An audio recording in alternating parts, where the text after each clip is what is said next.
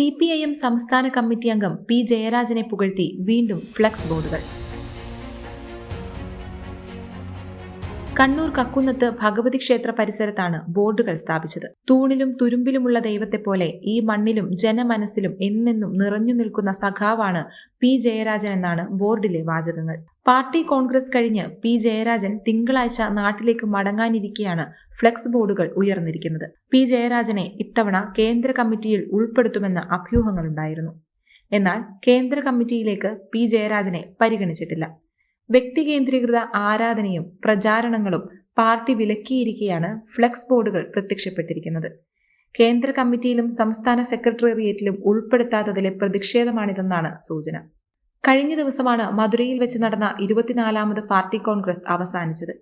Party കോൺഗ്രസിൽ വെച്ച് MA ബേബിയെ CPIM general സെക്രട്ടറിയായി തിരഞ്ഞെടുത്തു. 18 അംഗ പോളിറ്റ് ബ്യൂറോയും 85 അംഗ കേന്ദ്ര കമ്മിറ്റിയുമാണ് ഇത്തവണ രൂപീകരിച്ചത്. പോളിറ്റ് ബ്യൂറോയിലേക്ക് മലയാളിയും അഖിലേന്ത്യാ കിസാൻ സഭ ജനറൽ സെക്രട്ടറിയുമായ വിജു കൃഷ്ണനും ഇടം നേടി.